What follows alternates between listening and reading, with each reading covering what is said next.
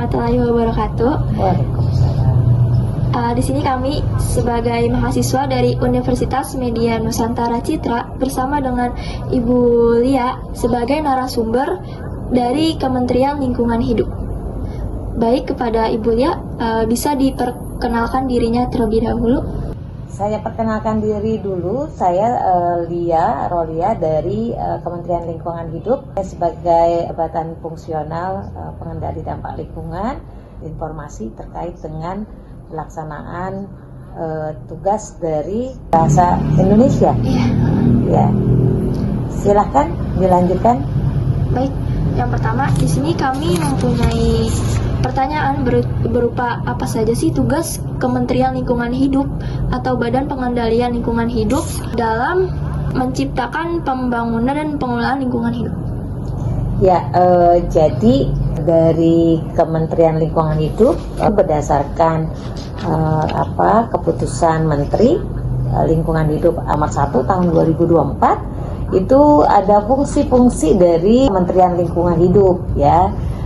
Fungsinya adalah menyelenggarkan lingkungan dan sumber daya alam berkelanjutan, pengendalian pencemaran, kerusakan, kemudian konservasi lingkungan hidup, pengelolaan sampah, limbah dan bahan berbahaya dan beracun, pengendalian perubahan iklim, dan tata kelola nilai ekonomi karbon, kemudian dan penegakan hukum lingkungan hidup.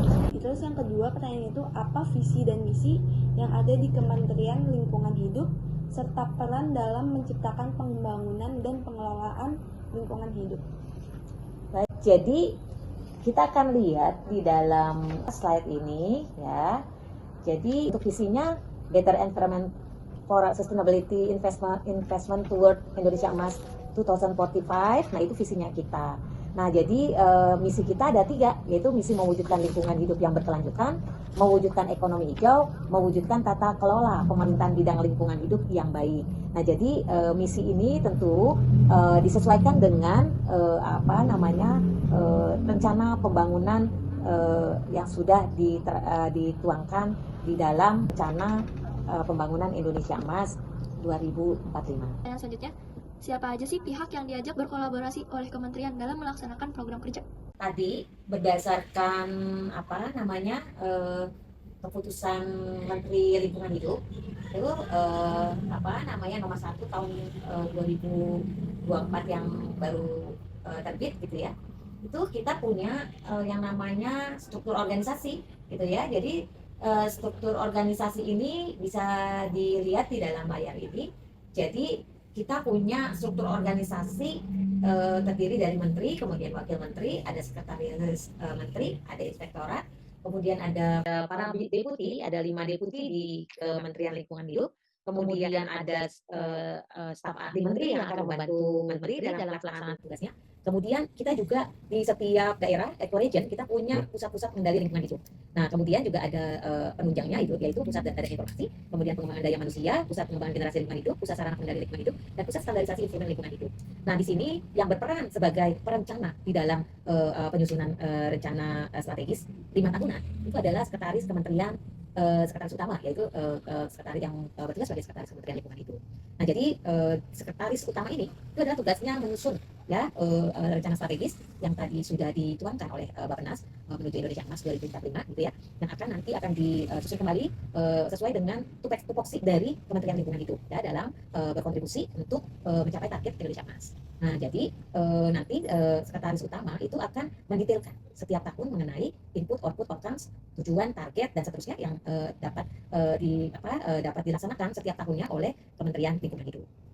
Baik, selanjutnya, siapa aja sih pihak yang diajak berkolaborasi oleh kementerian dalam melaksanakan program kerja? Oke, baik.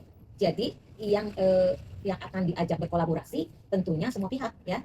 Nah, di dalam program kerja tentunya harus dilakukan implementasi. Nah, untuk melakukan implementasi setiap program kerja, maka memerlukan bantuan atau kolaborasi atau keterlibatan pemangku kepentingan untuk pencapaian target. Nah, siapa saja tentunya? Yang kita juga di setiap daerah, ecoregion, kita punya pusat-pusat pengendali lingkungan hidup.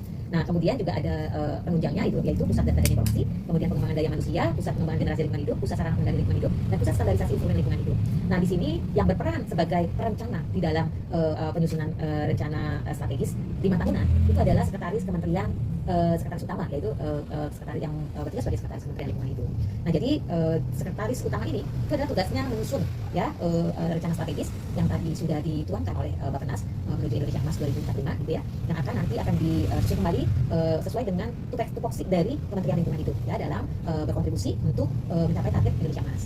Nah, jadi nanti sekretaris utama itu akan mendetailkan setiap tahun mengenai input, output, outcomes, tujuan, target dan seterusnya yang dapat dilaksanakan setiap tahunnya oleh Kementerian Lingkungan Hidup. Itu Untuk selanjutnya, siapa aja sih pihak yang diajak berkolaborasi oleh kementerian dalam pelaksanaan program kerja? Baik, selanjutnya, pertanyaan selanjutnya, siapa aja sih pihak yang diajak berkolaborasi oleh kementerian dalam melaksanakan program kerja? Oke, baik. Jadi yang akan diajak berkolaborasi tentunya semua pihak ya. Ini saya stop dulu. Ya. Jadi Kementerian Lingkungan Hidup itu akan mempunyai rencana strategis di mana ada target-target khusus ya yang akan dicapai oleh Kementerian Lingkungan Hidup seiring dengan target secara nasional gitu ya. Nah, target secara nasional itu akan dicapai yang dikontribusikan oleh Kementerian Lingkungan Hidup melalui program-program yang akan disusun. Nah, program-program ini tentunya targetnya tentunya akan disesuaikan dengan arah dari pembangunan. Nah, target ini akan dituangkan dalam program kerja KLH ya. Jadi program kerja ini tentunya menjadi program kerja yang disesuaikan tadi dengan arah target dari target secara nasional. Nah, di dalam program kerja tentunya harus dilakukan implementasi. Nah, untuk melakukan implementasi setiap program kerja, maka memerlukan bantuan atau kolaborasi atau keterlibatan pemangku kepentingan untuk pencapaian target. Nah, siapa saja? Tentunya banyak pihak gitu ya. Yang pertama tentunya dari teman-teman LSM yang bergerak di bidang lingkungan hidup, kemudian dari para industri atau pelaku usaha. Kemudian juga ada dari pemerintah daerah ya. Pemerintah daerah ini boleh dari kabupaten kota, boleh dari provinsi gitu ya, semua terlibat di dalam pencapaian target dari Kementerian Lingkungan Hidup.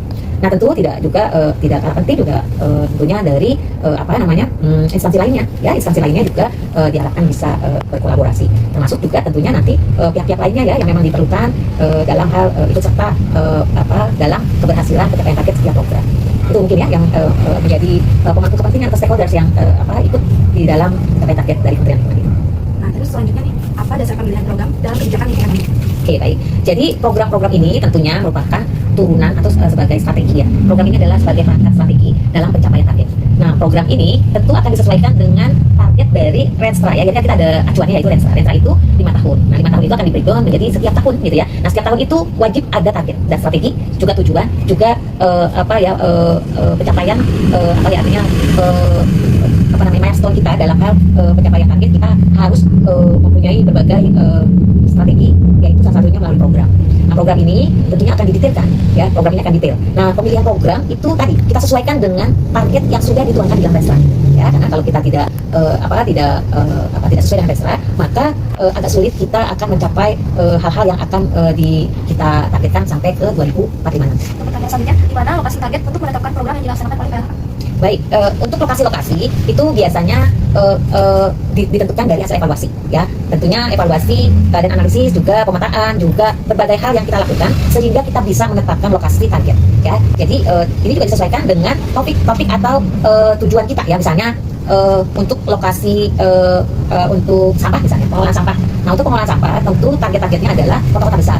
Nah, ini disesuaikan dengan tujuan yang akan kita peroleh gitu ya. Misalnya, kenapa sih sampah di kota-kota besar? Karena sampah itu biasanya di kota-kota besar itu menumpuk. Jadi, kalau kita mau mencapai target agar sampah itu bisa dikelola dengan baik, maka lokasinya harus lokasi di kota besar. Nah, seperti itu contohnya. Nah, kalau misalnya untuk target pengelolaan limbah B3 misalnya. Nah, pengelolaan limbah B3 kan pasti kita lebih mencari lokasi-lokasi kawasan industri. Karena di kawasan industri biasanya dia menghasilkan limbah B3.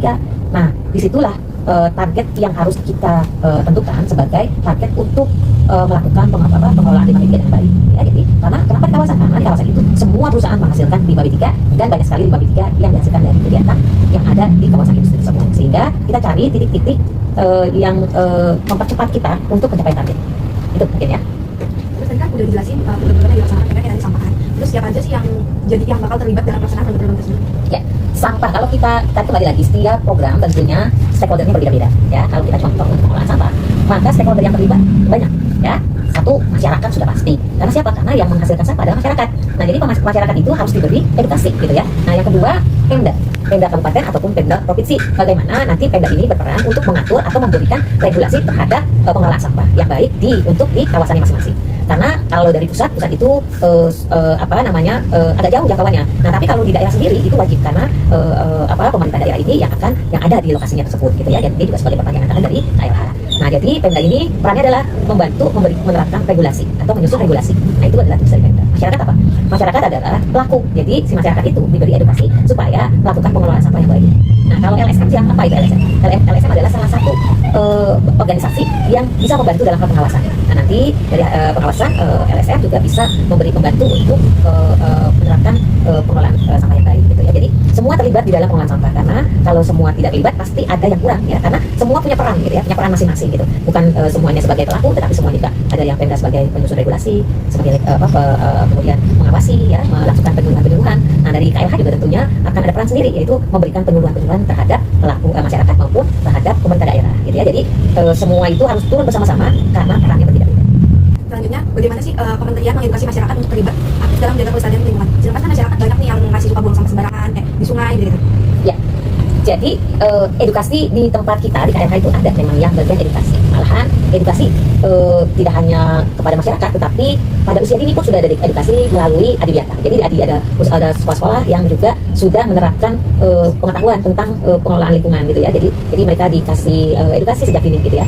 Nah, kalau masyarakat itu ada bagian di tempat kami itu ada yang memang tugasnya adalah melakukan penyuluhan terhadap masyarakat gitu ya. Jadi ada yang bertugas untuk menyuluh masyarakat. Kemudian juga selain itu untuk sampah contohnya ya. Itu selain kita melakukan penyuluhan, itu juga di kita ada yang namanya program Adipura. Jadi setiap kota itu bersaing untuk bersih ya, sebagai kota bersih. Nah, karena ada program itu mendorong masyarakat di kota tersebut untuk hidup atau untuk melakukan pengelolaan sampah dengan baik gitu ya. Jadi di pasar, kemudian di sekolah, di tempat-tempat rekreasi, tempat umum itu pemerintah daerah sudah mempunyai program-program ya terkait dengan pengelolaan sampah di daerahnya masing-masing. Itu salah satu edukasi juga dilakukan oleh pemerintah daerah ya. Jadi edukasi selain oleh pusat, tentunya daerah itu lebih kencang lagi melakukan edukasi. Karena mereka mau kotanya menjadi kota bersih atau menang di dalam program Adipura, penilaian kota bersih gitu ya. Jadi itu memotivasi orang-orang untuk melakukan pengelolaan sampah dengan baik. Selanjutnya kita dari akhir pertanyaan dari Bapak. Jadi kapan kementerian melakukan evaluasi terhadap lingkungan kerja internal dan efektivitas program kerja yang sudah berjalan? Ya, evaluasi selalu ada di dalam pelaksanaan program-program yang ada di tempat kita gitu ya. Jadi evaluasi menjadi tools yang sangat penting. Karena apa? Karena tanpa evaluasi kita tidak tahu apa yang menjadi kekurangan dari program-program kita ya. Jadi evaluasi itu selalu kita lakukan tidak hanya di akhir tahun, tapi setiap program itu berjalan dilaksanakan. Nah, itu langsung dilakukan evaluasi. Karena apa? Karena kita ingin mendapat feedback dari kerja kita. Nah, kalau kita mendapat feedback, maka kita bisa segera mengimprove ya, memperbaiki apakah ada sistem yang salah, apakah metodenya salah. Jadi evaluasi ini menjadi penting. Karena apa? Karena evaluasi itu memberikan gambaran bahwa terdapat hal-hal yang harus dilengkapi atau diperbaiki atau disempurnakan ya. Jadi evaluasi tidak hanya dilakukan di akhir tahun. Jadi evaluasi itu selalu dilakukan setiap kali kita melaksanakan kegiatan. Jadi setelah kegiatan selesai langsung kita evaluasi. Jadi kita dapat segera memperbaiki hal-hal yang dianggap masih belum sempurna atau kurang, atau hal-hal yang belum kita dapat dalam hal pencapaian target. Nah, karena kalau kita mau bekerja dengan baik maka targetnya harus 100%. Kalau targetnya kurang dari 100% artinya kita masih ada kurang yang harus kita laksanakan gitu ya. Nah, karena evaluasi ini menjadi penting gitu ya. Tentunya evaluasi ini menjadi satu hal yang memberikan feedback yang sangat penting sehingga wajib dilaksanakan gitu ya. Jadi poinnya adalah evaluasi wajib dilaksanakan gitu ya. Untuk apa? Untuk improvement gitu. Nah, tadi pertanyaannya apa? Ada yang terkait dengan pelaksanaan evaluasi atau apa? Kapan? Iya, melakukan evaluasi terhadap. Ya, tadi sudah terjawab ya. Jadi evaluasi itu tidak hanya dilakukan di akhir tahun, tapi evaluasi itu dilakukan setiap kali kita melaksanakan kegiatan. Supaya apa? Supaya hasil optimal. Ya. Baik, terima kasih atas jawaban-jawaban yang telah disampaikan. Sebagai seorang narasumber yang berpengalaman di Kementerian Lingkungan Hidup, nantinya segala sesuatu jawaban yang Ibu berikan kepada kami merupakan yang sangat berharga untuk kami dalam penyusunan laporan hasil penelitian kami. Oleh karena itu, kami sangat berterima kasih atas waktu dan ketersediaan Ibu sebagai narasumber kami dalam wawancara kami. Mungkin pada akhiri wawancara kami ucapkan terima kasih sekali lagi. Wassalamualaikum warahmatullahi wabarakatuh. Waalaikumsalam warahmatullahi wabarakatuh.